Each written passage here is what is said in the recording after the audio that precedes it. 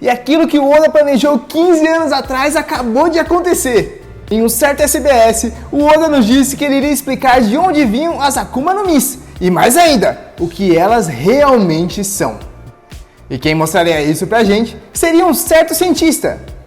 E isso finalmente aconteceu. Mas algumas perguntas ainda surgem. A natureza é inimiga da liberdade? A humanidade em si é uma vilã? Porque os sonhos das pessoas são chamados de fruta do diabo? O século perdido foi revelado? Se você quiser saber as respostas para essas e outras perguntas, fique conosco até o final desse vídeo. Já aproveita para deixar o seu like e se inscrever no nosso canal. Eu sou o Gustavo Nunes, você está no Ato 42 e esse é mais um dos nossos One Piece no Ato!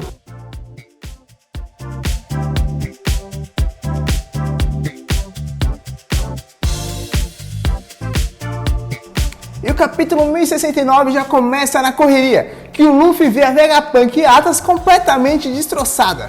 E aí não tem jeito, ele fica boladaço e vai começar a lutar contra o Lute. E o Rob Lute está em sua forma despertada. Isso é realmente bem surpreendente, porque ninguém esperava que esse leopardo daria tanto trabalho para o nosso protagonista. Nós sabíamos que o Oda faria ele evoluir, mas não a ponto de bater de frente com o Gear 5. E aí entramos na parte principal do capítulo. O Vegapunk entra correndo, onde a tripulação está e pergunta: Shaka, o Guerreiro Branco apareceu? E aqui já entra uma sequência narrativa para nos lembrar quem é o Nika. O Vegapunk começa frisando a cor dele. A sua cor é branca. Esse é um fator importante que caracteriza o Nika como um deus. Porque os príncipes dos contos de fadas sempre apareciam vestidos de branco? Porque eles simbolizam a pureza? Mas é claro que não! Esse sentido de pureza do branco é muito mais recente. Mas não é isso. O branco é a cor que representa a transição. É algo que representa uma mudança na nossa vida. E mais ainda, é ele que simboliza uma elevação espiritual. Sempre que vemos personagens divinos, eles estão envoltos nessa luz, em toda essa branquitude. Luz essa que também representa o símbolo do Sol. E o Sol é o astro que deu origem a diversos deuses. Apóllo e Hélio na mitologia grega, Ra na mitologia egípcia e vários outros. E em One Piece nós temos o deus Nika. Então o Nika era de fato um deus que veio para a Grand Line, que veio aqui para a Terra? Pode até ser, mas não acreditamos muito nessa ideia aqui. E por que isso? O mais provável é que o Nika era tomado como um deus porque ele era muito poderoso. Pode ser que ele fosse um deus de verdade que veio à Terra? É claro que sim, nós não podemos descartar nenhuma possibilidade. Quando nós lemos a Ilíada, por exemplo, de Homero, que conta a história da Guerra de Troia, e eu sei que você já assistiu a esse filme maravilhoso, conta a história de Aquiles e Heitor, nós temos os deuses gregos no meio de todo mundo, descendo a porrada em geral. Isso não acontece no filme, mas no livro está muito clara essa ideia. E aqui em One Piece poderia ser assim também. Mas a chance disso acontecer é muito baixa, e por dois motivos. O primeiro seria porque o Oda teria de criar um mundo inteiro com essas divindades, detalhando todas elas. Ele teria de explicar como elas surgiram, qual é a sua hierarquia e muitos outros fatores. Seria possível? Com certeza, mas mudaria o foco de One Piece completamente. E aí entra o segundo motivo do Nika não ser um deus de verdade. Porque senão, uma das maiores mensagens de One Piece seria perdida. E qual é ela? Antes de você descobrir, já aproveita para deixar o seu like, se inscrever no nosso canal e ativar o sininho para ficar por dentro de tudo que está acontecendo aqui. E agora que você já fez isso, que não está me enganando, bora continuar com o nosso vídeo. Então nós temos o segundo motivo do Nika não ser um deus de verdade que veio para a Terra. Porque senão, uma das maiores mensagens de One Piece seria perdida. E qual é ela? É a ideia de que a liberdade pode ser realmente alcançada. Quando nós temos essa visão do guerreiro da libertação, ela surge para dar esperança para as pessoas de que elas podem ser livres. E isso deve acontecer de uma forma concreta. Ninguém quer ser livre apenas em sua imaginação, na sua mente.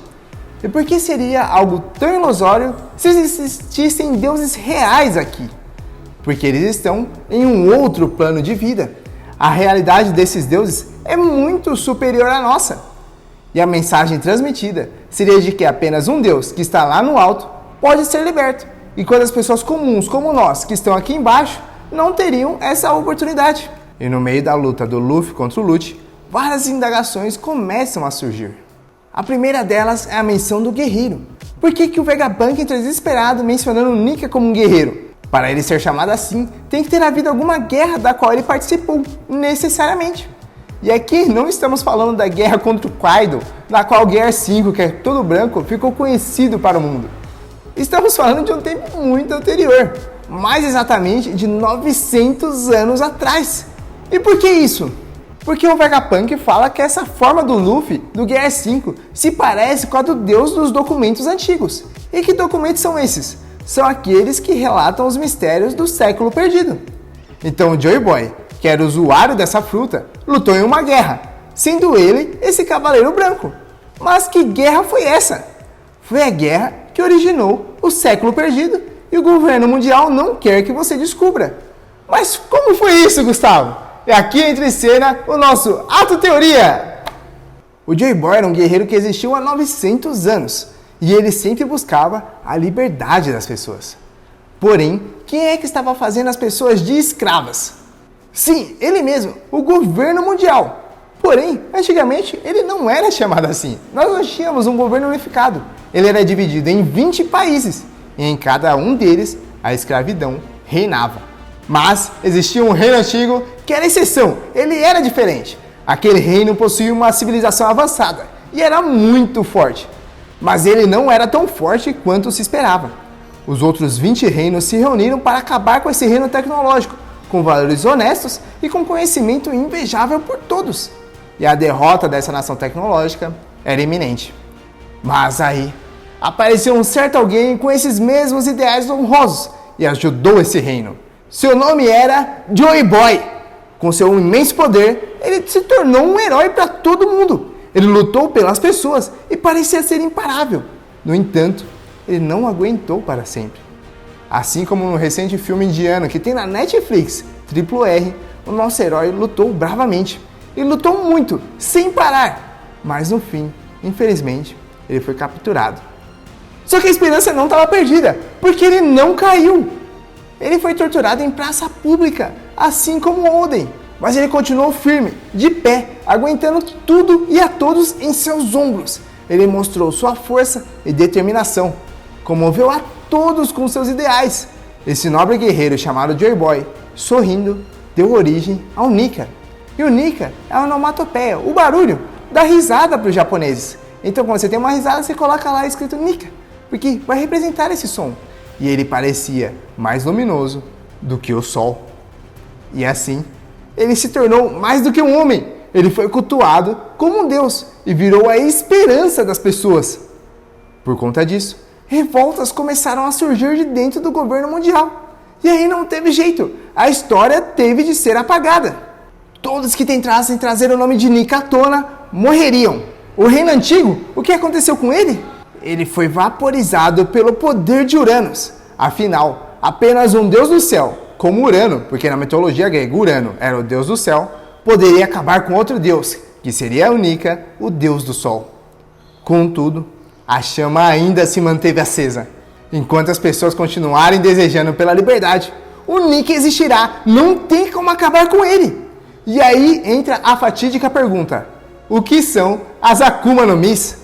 E faz 15 anos que o Oda nos disse que isso vai acontecer. Olha o nível de preparo desse cara, ele é mais preparado do que o Batman.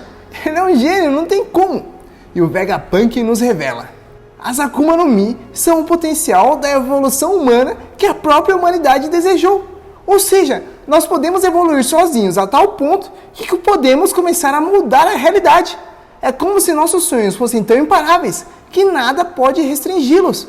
Como o Gold Roger já disse, existem 3 coisas que não podem ser interrompidas: o sonho dos homens, o fluxo do tempo e a vontade herdada. Enquanto as pessoas continuarem buscando o sentido da liberdade, tudo isso jamais deixará de existir. E olha como ele frisa a liberdade. Enquanto as pessoas estiverem buscando ela, tudo isso jamais deixará de existir. Ou seja, o Nika é a fonte de tudo. Por isso que o Luffy pode ouvir todas as coisas e que todos seguem ele. E isso pode mostrar até mesmo que na época do Joy Boy, as Akuma no Mi não existiam. É capaz do Joy Boy ser o responsável pelo surgimento dessas frutas. Após ele, as pessoas passaram a pensar em suas próprias liberdades e os desejos se tornaram reais na forma das Akumas no Mi. Tudo faz sentido, é muito parecido com Chainsaw Man. Nesse anime, depois de um evento marcante como um ataque terrorista, o medo das pessoas por armas foi ao ápice e o demônio Pistola apareceu. Ou seja, o ápice do medo faz um demônio surgir no anime de um anime de Chainsaw Man. Ou seja, o ápice do medo faz um demônio surgir no anime de Chainsaw Man, que tem no nosso quadrinho aqui em cima. Mas em One Piece será o exato oposto. A esperança na liberdade fez com que a Akuma no Mi do Nika surgisse. E depois dessa casualidade, desse emaranhado do universo, todas as outras frutas começaram a aparecer também. E podemos pensar também que quanto maior o desejo das pessoas por algo, mais forte uma Akuma no Mi se torna. Mas também há várias outras teorias de como essas Akuma no Mi surgiram. Será que não existiria uma árvore da vida que dá origem a elas? Quando analisamos a religião cristã, havia duas árvores principais no Jardim do Éden, a do conhecimento e a da vida. Em One Piece, a árvore do conhecimento já apareceu. Ela estava em Ohara, naquela ilha que conta o passado da Robin, lá que nós vimos em Enies Lobby há muito tempo. E essa árvore abrigava todos os livros do mundo. Agora só falta aparecer em One Piece o quê? A árvore da vida. Será que não é ela que dá vida às Akuma no Mis? Fica aí o questionamento. E aí você já aproveita para deixar aqui embaixo pra gente o que você acha disso. Deixa suas opiniões e impressões. Não esquece também de se inscrever, deixar o seu like, que eu sei que na primeira vez você não fez isso. Então faz isso aí que ajuda a gente pra caramba, ajuda muito a gente continuar a motivar. Então continue aí sempre com a gente. Só que pode ser que o Reino Antigo tenha criado as Akuma no Mis também. Se o Vegapunk consegue clonar elas, por que esse reino não conseguiria criá-las desde o zero de fato? Eles eram uma civilização muito avançada, tinham a maior tecnologia do mundo. Talvez não fosse tão difícil assim para eles. Mas eu não gosto muito dessa ideia, porque ele é de fato meio chatinha, é muito sem graça. Porque a árvore da vida existir, ou os sonhos por si só originarem essas frutas, são ideias muito mais bonitas. Elas têm um símbolo por trás, mostram toda essa força da humanidade, toda essa esperança. Ela criar em si, por causa de aparatos tecnológicos, tentar dar razão para esses fatores, acaba perdendo toda a beleza, toda a poesia desse sentido da vida.